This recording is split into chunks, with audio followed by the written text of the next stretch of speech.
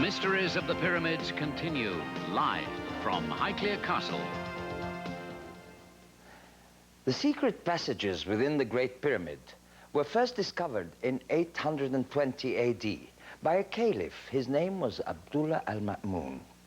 He and a team of workers broke into the pyramid by heating the huge blocks until they were red hot, then dousing them with vinegar. Though the smell must have been pungent, it worked. After a tortuous journey, they finally reached the pyramid center. And there, they found a huge granite coffin. An empty coffin. The Great Pyramid has been besieged by visitors ever since. Recently, Dr. Zahi Hawass climbed to the summit for the first time in his distinguished career. And his feelings upon his ascension are shared by many who made that difficult climb. I feel it's really something. You know what really I feel? The steam meters that I was climbing, looking down, I can see Giza since 5,000 years ago. Life. The very special thing, really, that I can say now, that I can connect this with 5,000 years ago, with the time of Cheops. That the pyramid is a horizon, is a symbol for the sun god, the god Re. The god Re, the sun god, always in the top of this pyramid. I feel that I'm in the top of the horizon of Cheops. I believe in destiny, and I believe that there is a reason for me to be here. What's this reason? I don't know. But I always have a great feeling and a great connection between this site. Mark, how did you feel the first time you ever saw the pyramids? Well, I was riding in a bus, a crowded bus, through Cairo, and we came to the Pyramids Road, the four-lane road that goes to the Giza Plateau. And we were going through, you know, high-rise apartment buildings, and there were wires on the horizon. I was watching for the pyramids because I knew we were getting close to Giza. And suddenly, there they were, like giant silhouettes. And they looked really like something from another world, and like they were defying explanation.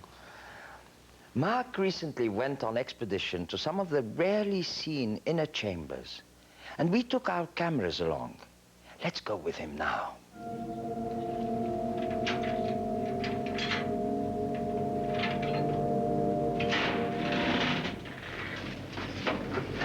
It goes all the way to the bottom of the Cheops pyramid, down into the bowels of the bedrock.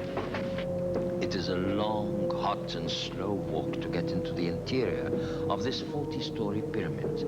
And as this map indicates, the pyramid is honeycombed with passageways. It was obviously not the intention of the pyramid's builders to make it easy for casual visitors to get inside. This is the so-called well, or the robber's hole. It goes up to the Grand Gallery. It's blasted through the core of the pyramid. It may be where the people escaped who closed the King's Chamber up in the pyramid. You see these footholds, they may have climbed down through them. Yeah, I went up there once, and it's pretty hairy. One slip, and you slide all the way back down, and you end up here at the bottom. What a great view of the robber's hole.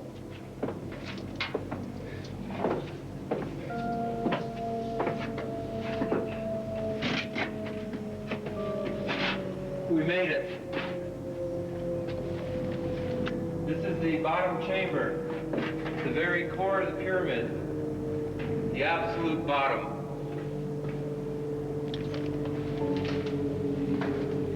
The workmen never finished cutting this chamber out of the solid rock. These mounds of rock are what are left when the king came down one day and said, "Put down your tools. I want to be buried higher up in the pyramid."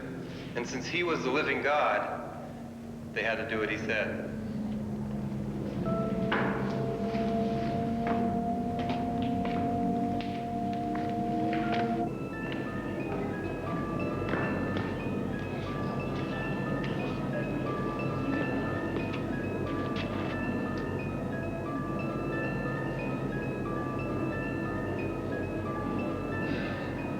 And so, as the story goes, they built another chamber for the king, higher up in the pyramid, the one that's mistakenly called the Queen's Chamber. It was made out of limestone with a pented roof, and this marvelous niche for the king's statue. They almost had it completed. They only had to smooth down the floors and the walls. And then they think the king came along one day and said, "Yeah, I don't like it. Let's have it higher up in the pyramid." And so once again they had to put down their tools, and they built the king's chamber, the highest. It had a marvelous grand gallery leading up to it. It was encased with red granite, brought all the way from Aswan, 500 miles downstream. Finally, the king was satisfied, and that is where they think Cheops was laid to rest, inside his pyramid. Above the king's vault, we see chambers above chambers above chambers. It's thought that they relieve the tremendous weight upon the king's burial. I'm in this crawl space that was carved from the top of the grand gallery to the first of the 5 chambers above the king's chamber, apparently done by the workmen after the top of the king's chamber and the top of the pyramid had been closed off. It's thought they had to get to that first chamber above the king's chamber and the floor on top of it because earthquakes or something had caused the ceiling blocks to crack, and they may have wanted to get in here to inspect and possibly to repair with plaster.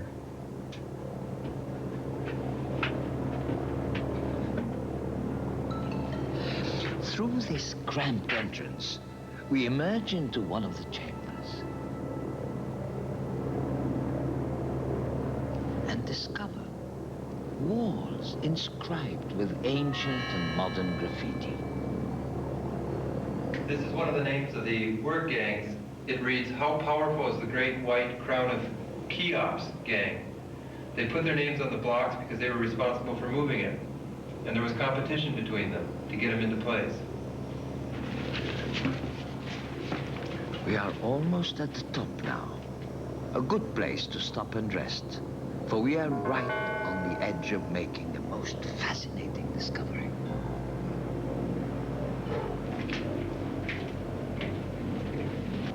This is one of the original leveling lines of the chamber. And you can see that the leveling line has been put on after the blocks are put into place. Before they were put into place, the workmen put this cartouche of the king, which is underneath the line. And that's part of the name of one of the work gangs. These channels in the top of the granite blocks indicate how they were working the block down from the top. You channel, leave a hump, take away the hump, and gradually work the surface away. Well, as massive as these structures are, people are worried that they might collapse. Last year, engineers were in here. They put up these seals to see if the chamber is slipping at all. If the seal is cracked, of course, it means there's slippage in the ceiling blocks. All these ceilings, all these rooms show cracks running through the 80-ton granite blocks. There's been slippage at some time. Is it still happening? That's it. Okay, I got the bottom. Now, the right foot is going to have to come down a lot. Put the light up so you... Okay. See what I mean? Up here at the far end of the uppermost of the 5 chambers, you have what really clinches the Great Pyramid for Cheops. It's his name written in red ink on one of the stones, left by the workman who dragged it into place, and it clearly spells out Kha-U-F-U, Khufu, the ancient Egyptian name of Cheops. This has never been seen on film before. So, proof that Cheops did build the pyramid. So much for ancient astronauts. But the mystery of how he built it still eludes us. Perhaps the papyrus blueprints crumbled into dust in the lap of the Sphinx. Or maybe they're still there, we don't know.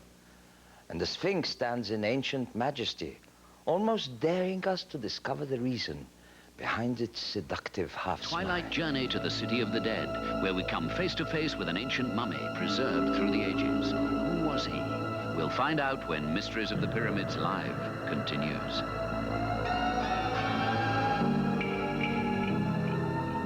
Sponsored in part by American Express Traveler's Checks. Don't leave home without them. Sponsored in part by AT&T. AT&T is the right choice. Mysteries of the Pyramids continue live from Highclere Castle. Life in ancient Egypt was but a prelude to afterlife. And because that afterlife was eternal, nothing was left to chance. Before a body could journey to the land of Osiris, the keeper of the underworld, it had first to be prepared. When an Egyptian died, his body was readied for this journey, a process that took 70 days. First, the body was soaked in a salt solution that absorbed all moisture. And then the vital organs were removed and placed in canopic jars. The brain was liquefied and removed through the nostrils. But the heart was kept intact. For they believed that it was the center of knowledge. And when the priest was finished, they had transformed a human being into something they thought was eternal, something called a mummy. One night, I came face to face with the debris of death. My guide and I went into a bone house, a storage shed for the ages. Inside that bone house, I looked into the empty eyes of an ancient Egyptian. When I asked my guide how old this skull was, he answered, 5,000 years. Imagine, 5,000 years.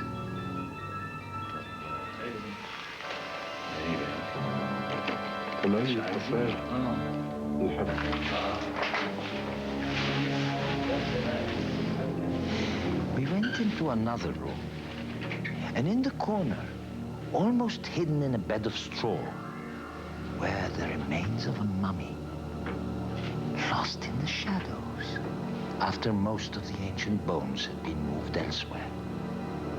It's incredible. It's incredible to be holding a bone that's 5,000 years old. This was part of a human being. It looks so... It could be somebody's bone of yesterday. I can't believe it. My hand is shaking. I mean, it's so exciting. Look how fragile we are, really, because, I mean, these are bones. We have bones like these, exactly like this. And this looks extremely fragile, but there it is, 5,000 years old. It's not reduced into dust or anything like that. I would have thought they would be reduced to dust. There it is, probably exactly like the one I have in my own body.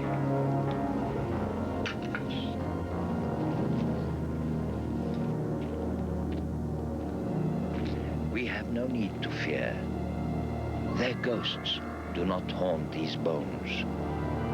These are the people found in the labyrinths around the Great Pyramid.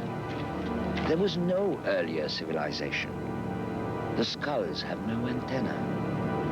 These were not extraterrestrials descending on Earth from a strange planet in space. These are the skulls of Egyptians who lived 5,000 years ago.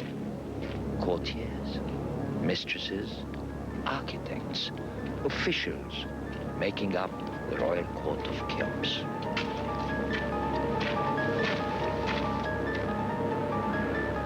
This is the chapel of the lovely Merisunk, Cheops' granddaughter. She became queen in her own right when she married her half-brother Khepri.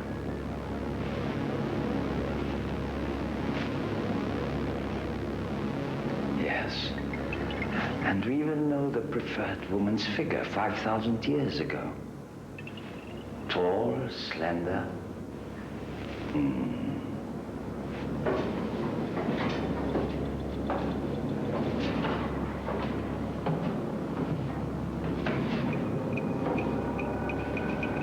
Could this be the beautiful Merisunk? Perhaps it was one of Cheops' scribes.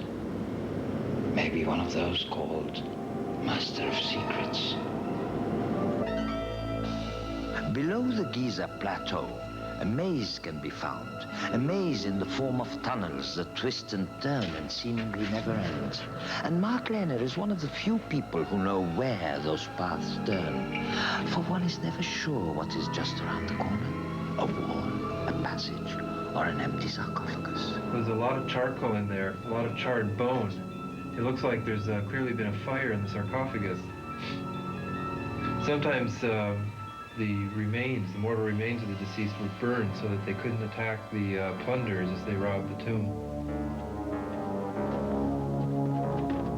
When you are alone in this eternal night, you feel the weight of the centuries pressing down upon your shoulders. It takes a brave or perhaps foolhardy person to penetrate deeper. Through this narrow passageway, we entered a secret chamber where the life of Egypt is on display.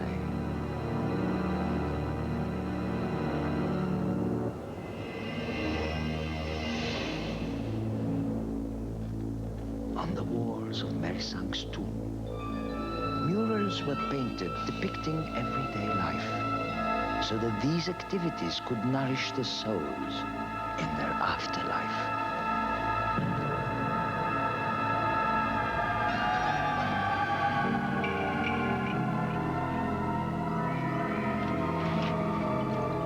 This is a city of the dead, a necropolis inhabited by ghosts.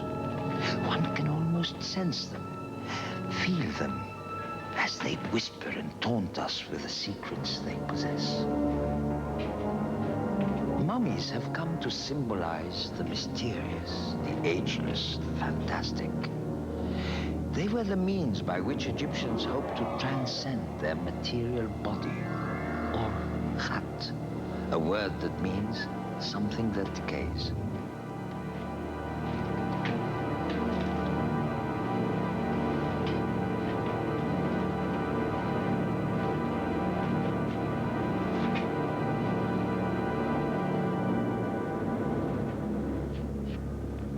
When they placed themselves within this bedrock, it was as if they planted a seed that would germinate and then flower, as the mummy's soul came forth from the underworld.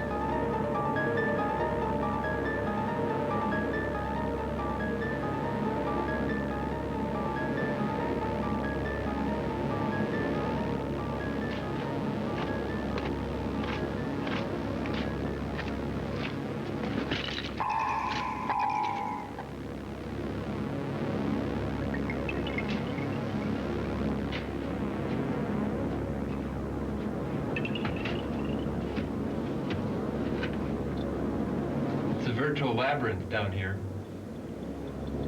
This goes to yet another tomb chamber, and in that chamber there's another shaft going down several meters. There's another chamber at the bottom of that, and it seems to go on forever.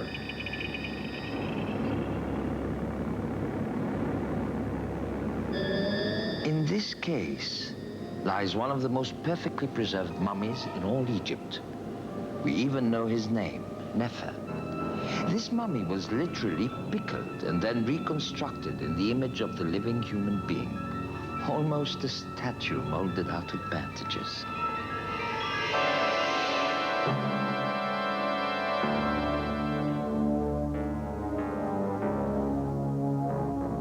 As we look into Nefer's eyes, staring into the darkness, it seems for this Egyptian at least that decay has won the battle against immortality.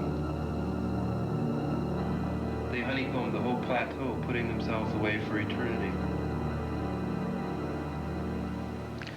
Perhaps in a portion of the heavens reserved for the ancient Egyptians, the former inhabitants of these empty husks are in the embrace of Osiris, living their promised afterlife. If they are, they may well be displeased at the way their earthly remains have been treated, for their disturbance is almost like a wound in time. This might explain what happened one night in 1938, almost 150 years ago to the day. A stone sarcophagus was taken from the pyramid of Mykerinos, that's the smallest one, and loaded upon a ship called the Beatrice. That ship set sail for Great Britain and promptly vanished off the coast of Portugal. And perhaps somewhere in the heavens, an ancient face displayed an icy smile.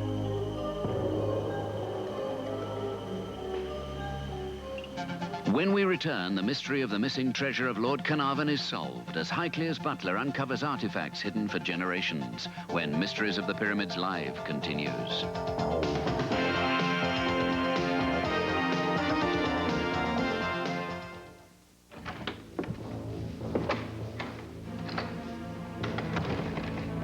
Death shall come on swift wings to him that touches the tomb of a pharaoh. Those prophetic words were rumored to have been inscribed on the tomb of Tutankhamun. Unfortunately, no evidence has been found to back up that rumor. But death did visit many of the people associated with the King Tut expedition, including the former owner of this house, Lord Carnarvon. Lord Carnarvon, how did, in fact, your grandfather die? He was shaving. He had a spot on his face, he cut it became infected, he got septicemia and died. Died from shaving? Died from shaving, and we got his razor here. I may have a look at it? Of course. Robert, could you bring the razor over, please? This is the actual one. This is his actual razor. Here it is, nasty-looking thing. Yes, it is. There's the wyvern, the Herbert crest on it, and there's the razor. It is said that at the same time that he died, at the moment that he died, strange things happened. All the lights went out in Cairo, and at the same time as the lights going out in Cairo, his Jack Russell Terrier in the housekeeper's room in this house dropped down dead. How extraordinary. And therefore, do you believe in the curse of Tutankhamun? I do and I don't. Howard Carter lived till he was, till 1939, and my Aunt Eve, who was the third person into the tomb, died only a few years ago. Recently, the Carnarvon family returned to the headlines, but this time it had nothing to do with the curse. Lord Carnarvon, I understand that some of your grandfather's discoveries were recently rediscovered. It was very exciting. We were last summer, we were in the room next door, and we'd just completed an inventory of the furniture and the pictures and the carpets and everything. And I said to Robert Taylor, "Is that the lot, Robert?" And he said, "Yes, except for the Egyptian stuff." And I said, "The Egyptian stuff? Well, what do you mean? I didn't know we had any Egyptian stuff." He said, "Yes, I'll show you where it is." Where was it? I'll show you now. Okay. Go ahead. We went across here, and Robert said to me, "I'll move this table." I've never walked through those doors in my life, because there's always been furniture in front of it and furniture the other side. And, Mr. Taylor, how did you know there was something in there? Well, on the rare occasions that the house was opened for charity, we had to have both doors opened to allow the sort of passage of the people through, and I saw this door which happened to come slightly open, and so I've been rather curious. Me too. I'm dying to see what's in there. And I opened this box, and just looks like a cigarette box. Yes, it's a cigarette box with Cairo written on it, and here inside is a lovely flail necklace about 3,000 years old. How did you feel when you opened this cigarette box or whatever and found these treasures? Well, I was hysterical with excitement, as you can imagine, and very excited. Did you recognize that they were very valuable things? I thought they were Egyptian, and I immediately rang up the British Museum, spoke to Mr. Harry James, the keeper of Egyptology, and I said, "I believe I found something very exciting," and I told him about it, and he was thrilled. Can we see some more of these objects? We've got them next door. I'll show you. Thank you. When we return, we'll take a closer look at these hidden treasures, unseen for generations, as Mysteries of the Pyramids Live continues.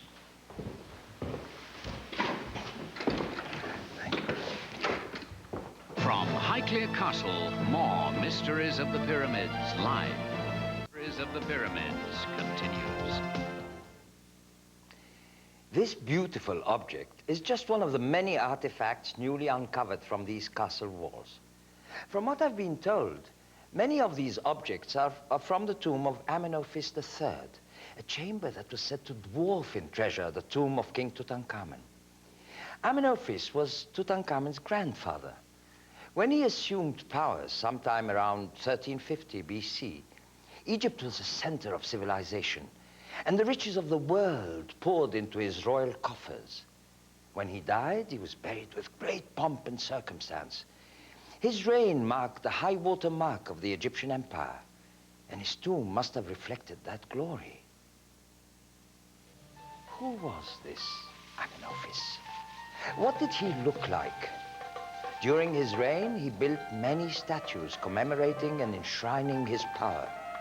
Like all of the pharaohs, he thought he was building for eternity. But today, these huge statues are faceless. And until the treasures of Highclere, they were all we had to remember this great pharaoh by.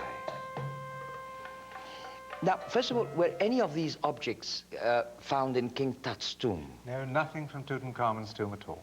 So can you tell me a little about them? I think the right person for you to ask is standing over there, Mr. Harry James. Would you come over, Mr. James, please? Thank you. Good evening, Mr. James. Tell me a little about this. I mean, this has got a beautiful color. Where does it come from? Well, it comes from a tomb, and it's a figure that's partly a lady. A lady? A lady, as you can see, it has breasts. I Don't like laugh. that. Don't laugh, because consider this. As we're talking of ladies, you could grind your eye paint powder on here, or other pigments, if you wish to do. Kohl, exactly. Yes. And that is very useful. And if we're talking about cosmetics, come and look at what we have over here. Now, if you were a lady, Yes. Yes. then you I might would like to like to wear that. Yes, See, this is cornelian and shell.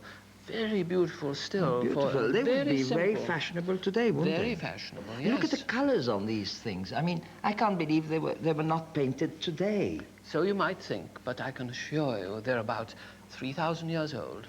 What Quite is this extraordinary object here? This is a helmet from a statue of Amenophis III made of many different materials, and a particular helmet worn by him as a warrior. How wonderful. I noticed something here, like a big bird. Very beautiful indeed, with beautiful wings. What is it? Not a bird. Not a bird. If I had wings, I could fly too. But this, in fact, is the goddess Isis. Wife of Osiris. Wife of Osiris, and she, in fact, was the goddess that protected, to some extent, a dead person. And this was placed on the chest of a mummy and protected the mummy. Most extraordinary thing. This is incredible, isn't it? It's in a sense second-hand, you know. What do you mean? Well, second-hand because it was found in a cache of these jars in front of the tomb of King Merneptah, the son of Ramesses II the Great. But in fact, it is inscribed with the name of Ramesses. So he inherited it, as it were, He inherited, perhaps. and it was used to contain the junk left over when he was mummified, the bits and pieces. Alabaster, is it made of? Alabaster, yes, indeed. What is that? Intrigues me. This little chap here, who's got a finger in his mouth. What's he doing? Biting his nails? Not really. No. You mustn't judge everyone by yourself. Yes, I know. You noticed? Yes. No, this is the god Horus as a child. Harpocrates. And as he is a child, he is shown with this characteristic finger to mouth, and he has a great heavy lock of hair here. Where do they which come also from? is- These come from a place called Tel Balamun in the Delta. Not a very well-known site, but it was briefly investigated by Carter and Carnarvon before the First World War. Well, all these things are extremely beautiful, but they're so small. Shall we have a closer look at them? A head of Amenophis III, made of wood, from the tomb. And here is another of the same kind. Two heads of ladies, and they differ in age by 1,500 years. Beautiful. A knob from a box of Amenophis III with his name in blue faience. An armlet with snake decoration made of silver from Tel Balamun. Cosmetic objects from a Middle Kingdom tomb 3,000 years old. And a leather archer's guards to protect his arm with figures of captives embossed on it. Model tools and weapons from a foundation deposit made of bronze and of wood. Remarkable little objects, and still almost functional. And here, some more of these lovely blue faience objects. Two of them you see rather closer here, one a Ushabti figure on the left. Here, the head, the forepart of a little squatting hippopotamus, the forepart of a lion figure in the same material. Head of the goddess Hathor, sometimes called the goddess of love. And here, the Apis bull, the embodiment of royal power, and a double-headed falcon sphinx with the name of the king Shabaka. A controversy exists today, saying that these artifacts and many other treasures scattered around the world's museums should be brought back to Egypt. Well, we asked Madame Noblecourt, the French archaeologist we met at the Valley of the Queens, her opinion on this subject. Should these objects be returned? Why? Why? You know, I'm very fond of Egyptian people, and I work for them. It is me who had launched the safeguard of the monuments of Nubia, Abu Simbel, Philae. It is me who has prepared everything. And I'm Egyptologist since 50 years. But I wonder why object which has been bought, which left Egypt officially for a private collection a long time ago. We are in 1908 and 88, and the collection was made between 1902 and 1920. It was officially out of Egypt. Why do you want the object came back? There is no reason. As you can imagine, there is another point of view, and we asked Dr. Zahi Hawass for the Egyptian side of this controversy. To Egypt itself. Lord Carnarvon, Howard Carter, we know through what has been written in many books right now that some of the monuments left Egypt illegal by those people. To have these monuments in Lord Carnarvon's private home, it will show that it is illegal. They do not have any legal evidence that they bought these monuments, or it went through a division between the Egyptian government and the Carter expedition. Then I think we have the right to return these objects back to Egypt because it's part of our heritage, and it went through some of it from King Tut's tombs and some of it from other sites. Whatever the controversy, Highclere Castle will be open to the public in July, and these new treasures will be on display for all to enjoy. I'd like to thank you for allowing us to see all these wonderful objects. And Mr. James, thank you for explaining where they come from and what they are. Pleasure to have you with us. Thank you. Though we know that in life and in death, the pharaohs were magnificent, it is a pity we only have such few personal mementos to remember their passing. What will we leave behind for our distant ancestors to remember us by? Look around your home. Think. What would survive among your possessions? What would they say about you? When we come back, Omar Sharif enters the King's Chamber in the Great Pyramid, a chamber that has driven men mad and worse, as Mysteries of the Pyramids Live continues.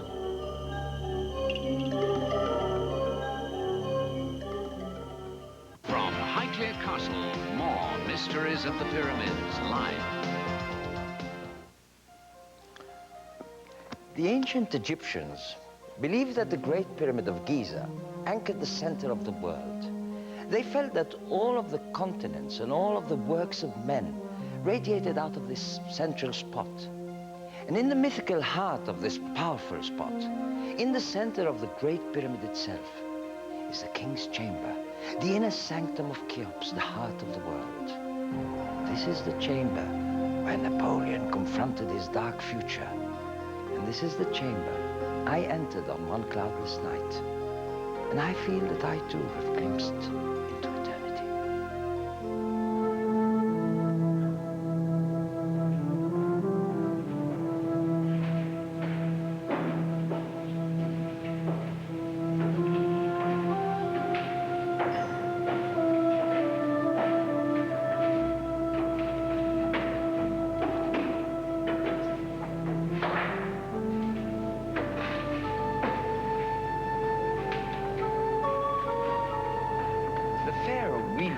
absolute power during his life as a man. He achieved immortality as a god after his death. Now, this grand gallery is aimed right at the heart of the pyramid. It leads to the focus of the whole Giza necropolis, the inner sanctum of the king's tomb.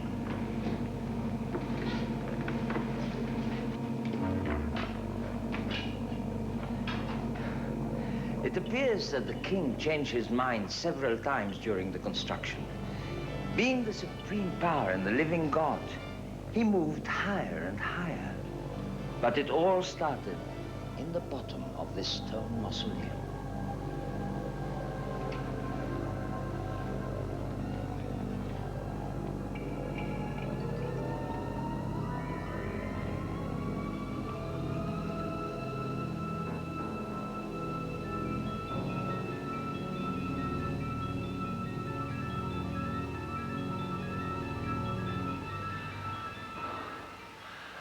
This is it. The inner sanctum of the royal grave. It's incredible. I'm here for the first time with you. Now, while his soul was glorified far beyond the horizons of mere mortals, Cheops's body was left behind in this granite sarcophagus. Now, it is cold and empty. But when it held the royal remains, the sarcophagus was called by the Egyptians the Lord of Life. It was for them like a nuclear power core that energized the pyramid, the temple, and indeed the whole of Egypt. Dr. Hawass, please tell me, who was this man who was worshipped like a god? What do we know about him? What did he look like? This is the only small statuette that ever found for this great king. And even is not found at Giza. It's found in a site in Upper Egypt called Abydos. Again, we are left with mystery. The clues point to Cheops as the builder of the pyramid, but the feeling for his presence is fainter than any ghost could ever be. What we do know is that this inner sanctum and its empty sarcophagus speak to us of resurrection, the renewal and uplifting of the human soul. If there is reincarnation, who do you think you were? I believe I was Cheops. Of all the people throughout recorded history, many are called, but few are chosen.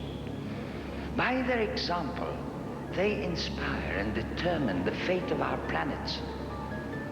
All are gathered in their own kind of Olympus, a round table of greatness. Among these noble men, there is one that stands out, the Pharaoh Cheops. And yet, we don't even know when he lived. It's all lost in the night of time. There is but one thing that we do know about him, and we will always know it for a long time to come.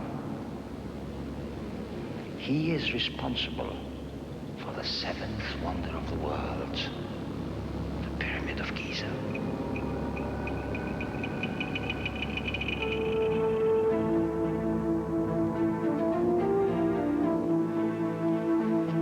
Perhaps this ancient nation's greatest legacy to all of us is not the search for treasure, nor the gold of the child pharaoh Tutankhamun, nor the extraordinary architectural achievement of the legendary Cheops, but the fact that the spirit never dies. This is not just a monument to one great king. The people who built these pyramids gave their lives in order to prolong the life of the soul of a man.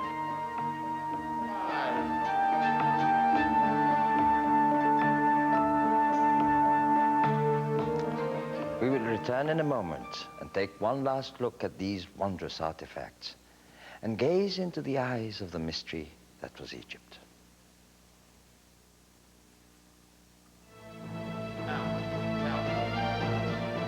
From Highclere Castle, more Mysteries of the Pyramids live. If he could speak, what would he say to us? Would he tell us of kings and gods, of scribes and architects, of a river that spanned the world, of the light of knowledge that burned hotter than the sun? Or would his tale be a humble one, of the calluses on his hands, the bruises on his body, the cloak of weariness that would descend upon his shoulders each evening as he returned home beneath the shadow of the unfinished pyramid? What would he say to us? To all of you watching, thank you for accompanying me on my journey. It has been more than a journey across space. We have gone beyond time itself. The pyramids are only the most visible mystery of ancient Egypt. For we not only don't know all the answers about these magnificent people, but we probably don't even know what questions we should ask. So perhaps all of you might reflect upon this affirmation of mankind's ability to at least fight eternity to a draw. For the pyramids are the closest thing to eternal that we are ever likely to create.